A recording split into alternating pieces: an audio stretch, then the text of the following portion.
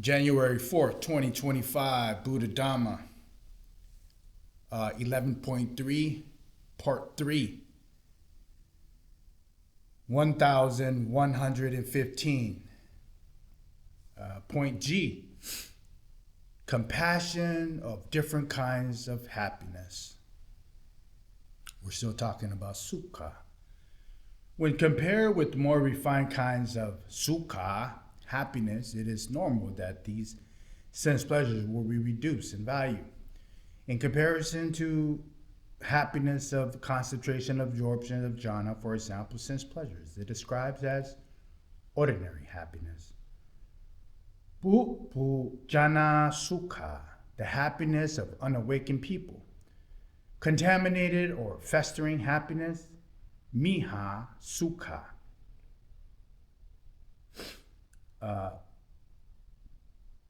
And inferior happiness, anariya sukha.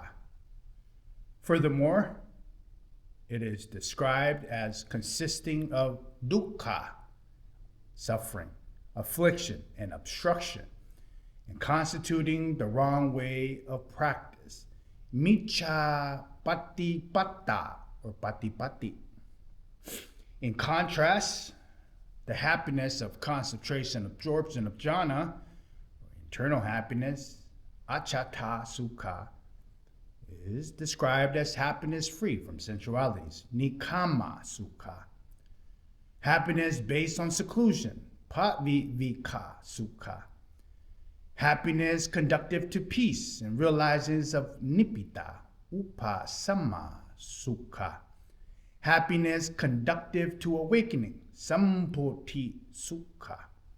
It is free from dukkha, suffering, distress, affliction, obstruction, and constitutes correct spiritual practice, samapatipata or samapatipati, which leads the liberation to nibbida.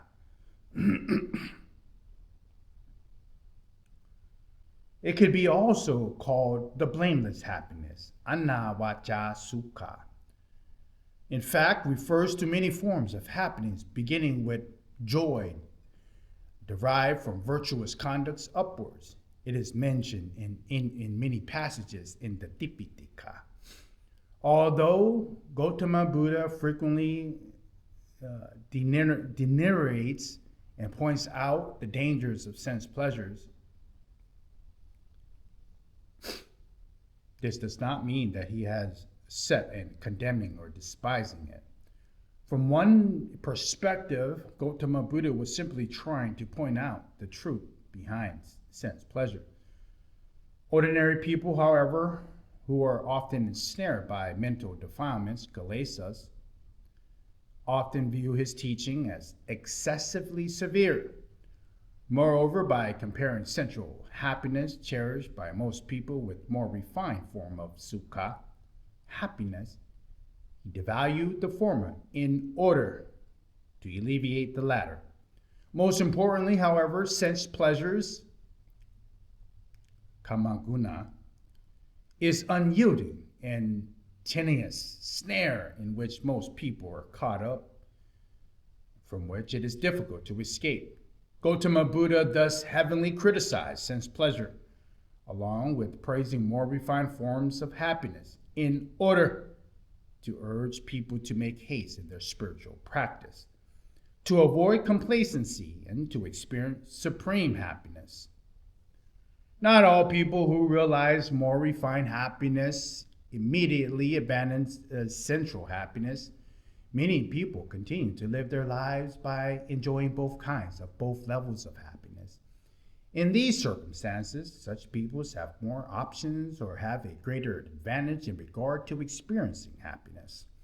In sum, Gautama Buddha emphasized heedfulness, apamado, and an awareness that whether one abandons sensual pleasures, kamaguna, or not, it is imperative to realize more refined forms of sukha, happiness, within oneself and to develop these until one reaches supreme happiness, nibbana. Point H, freedom to choose from various forms of sukha, happiness. Some people fear false evidence appearing real, that if they reach nibbida, they will no longer be able to enjoy sense pleasure. In response, one can say, fear not. If you reach nibbida, you will experience abundant happiness, greater than any happiness you know. You will have many kinds of happiness to choose from.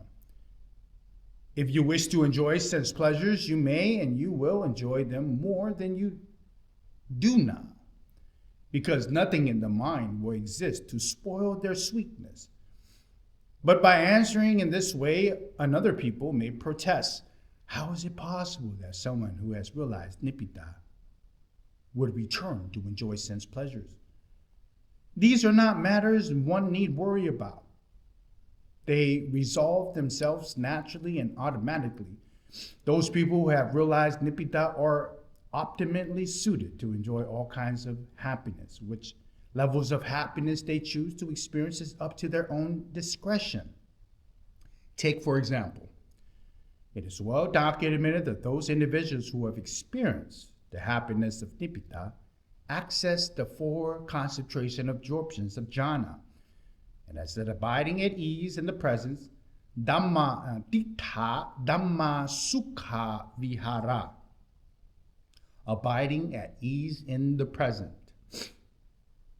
Having said this, it occurs naturally by itself that those persons who realize nibbida do not seek out sense pleasures. This is not because they are unable to enjoy such pleasures, but rather they have no inclination to do so. They have no mental defilements, kilesas, which will prompt them to indulge in sensuality. They have experienced superior states and thus no longer see pleasurable sense object as worthy of involvement. This is similar to people's speculations of arihats. Having clearly discerned the characteristics of non-self, the truth that human beings are comprised simply of a convenience of elements and possess no fixed, lasting identity, may be able to kill others blamelessly. But this clear knowledge and a vision of non-self also occurs when defilements of hatred prompting one to kill has been eradicated. It is therefore impossible for arihats to kill. In comparisons to awakened beings not seeking out sense pleasures is that of persons who was previously imprisoned. While imprisoned, the prisoner revealed a certain activities of objects for amusement and entertainment as way to forget about the discomfort and confinement. Later, when there is an opportunity to escape from prison, some people are so attached to the source of entertainment they refuse to leave, while others get caught up in worry and indecision. Those who truly recognize and appreciate their freedom, however, will gradually disengage from those pleasurable activities, leave the prison, and soon let go of all longing for the state of incarceration. Gautama Buddha himself earlier delighted in sense pleasures and then later became familiar with more refined forms of happiness, both in happiness of concentration absorption of jhana and happiness of nibbida. He thus knew all forms of sukha, happiness. His teachings were shaped by his own direct experience, acting as a solid confirmation of validity of these teachings. Let us review more of some of the disadvantages or flaws of sense pleasures when one compares it to more refined forms of happiness, in particular of happiness of nibbida. A. It creates a dependency on, even an enslavement to, external things. It is not free and independent. We can easily be deceived into thinking that we possess and control material things, but the greater is our attachment to them, the weaker is our power, and the stronger is the enslavement. There are two stages to this enslavement or dependency. Before obtaining sense objects and craving for sense pleasure dictates one's actions so that one chases after things in order to experience pleasant sensations. If the desire is very strong, one will dictate one's life to such pursuit. When one has obtained these objects, they cause one to fret further by generating adoration, hate, greed, aversion, and delusion. One's behavior is then shaped by these defilements. Craving prompts the search of sensation. Sensation then reinforces craving. The cycle goes on perpetually. Moreover, the inevitable natural change and alteration of things is oppressive for people who harbor such craving, leading to grief and distress. Internal, non-material happiness, on the other hand, is free and independent. It prevents people from indulging in sense pleasure, safeguards a safe engagement with sense pleasures, and averts the suffering arising due to the change inherent in conditioned things.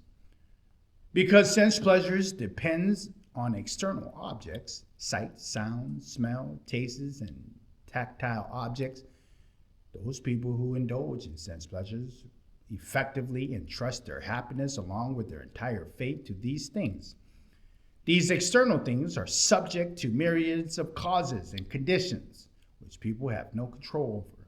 For this reason, those people who entrust their happiness to these unreliable things open themselves up to disappointment and various difficulties.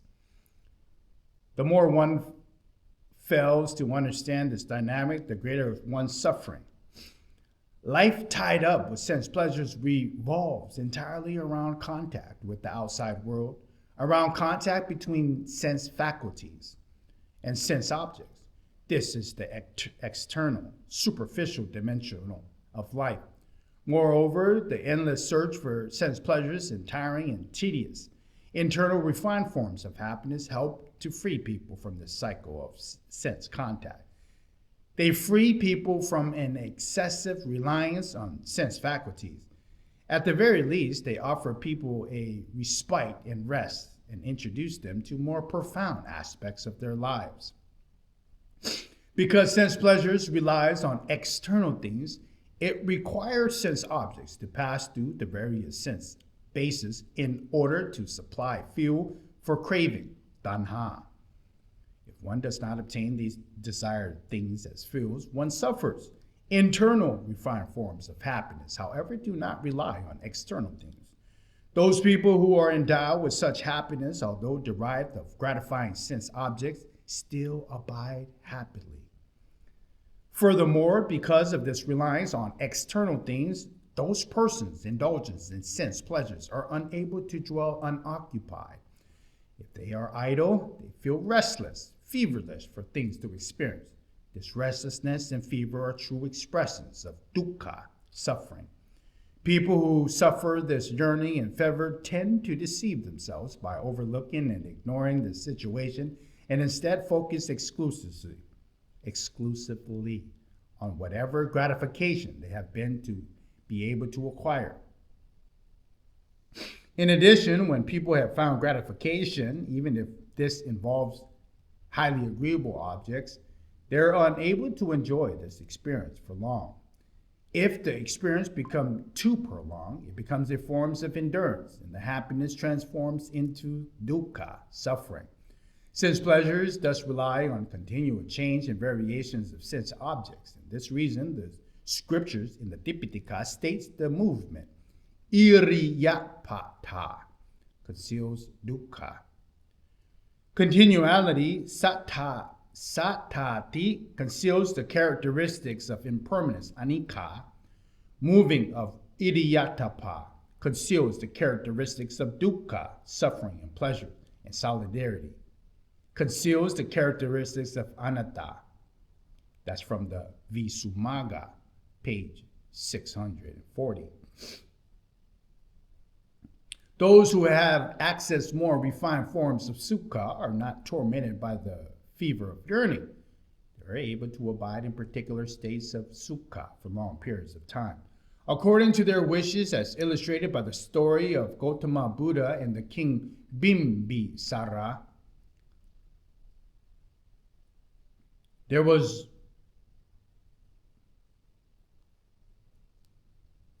sense pleasures is shaped by and the subject of tanha, craving. That is, it is related to one's habitual accumulation, likes and dislikes, preferences and aversions. These likes and dislikes are fluctuate and erratic. The same object or action may be linked by one person or disliked by another. One person may see it as a source of pleasure, another as a source of displeasure. There was once a debate over which of the 5 cores of sensuality is the best. Gautama Buddha replied that it depends on one's likes and preferences.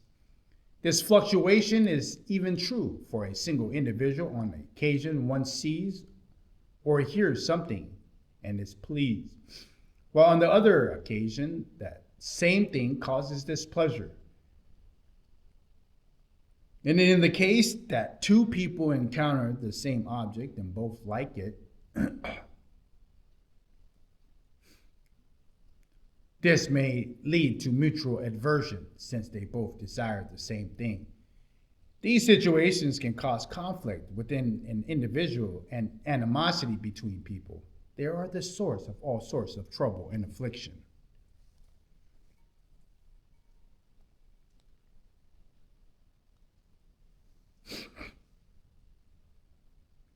Sense pleasures or material happiness is thus the opposite to internal non-material happiness, which is available on any occasion. This latter happiness is invariably a boon, a gift. It bestows a sense of well-being and contentment to a person experiencing it, and it is beneficial to everyone who is involved. The greater the number of people who experience it, the better. Each individual enhances the happiness of others because there is nothing to vie for. It therefore leads to peace and the ends of problems.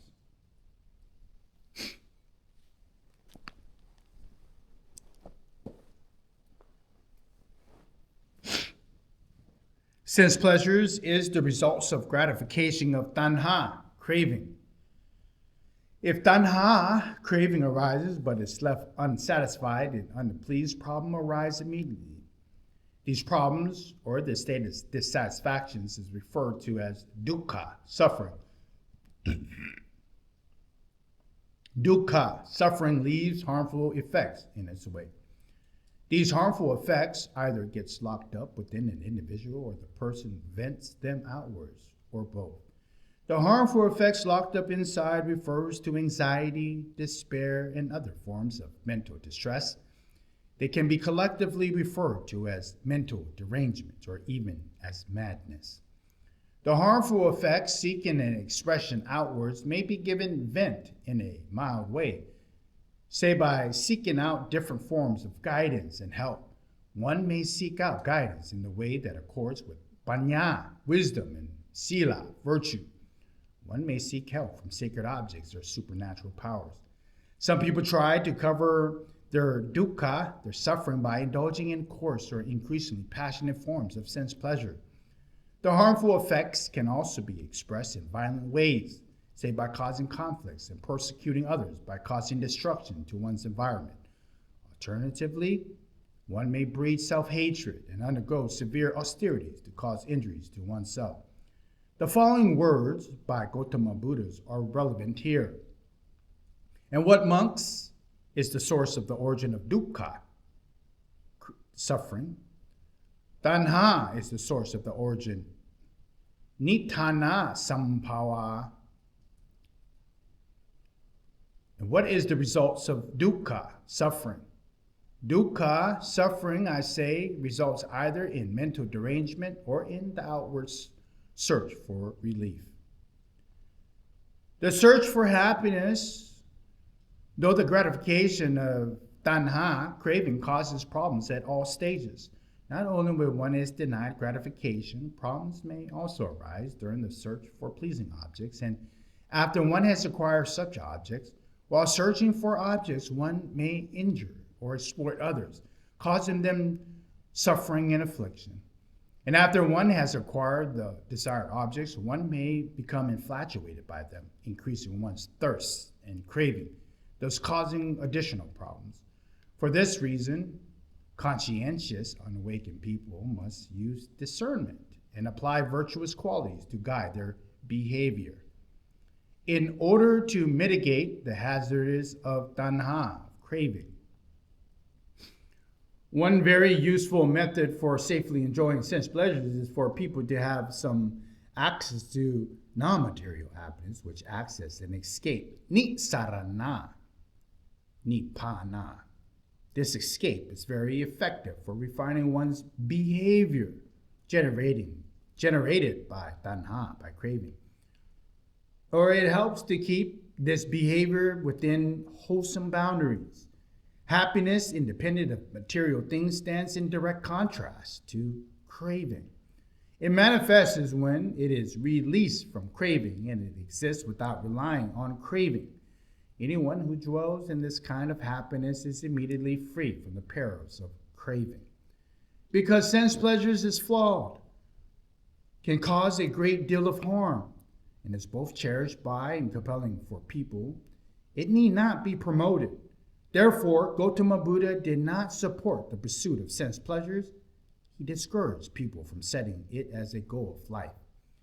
In Buddhism, the essential aim of performing wholesome deeds or making merit, whether this be through generosity, dana, moral conduct, sila, or cultivating the mind, bhavana, it is not to receive a reward in the form of sense pleasure, by way of wealth, by way of fame, by way of respect, or the entourage of followers, or the rebirth in a heavenly realm.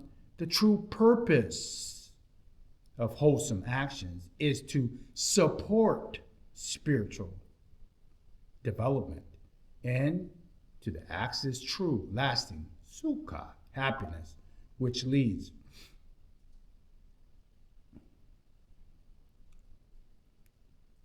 to the reduction of mental defilement, to the reduction of kalesas, asavas, a disenchantment from evil, and the elimination of tanha, of craving, the source of dukkha, the source of suffering.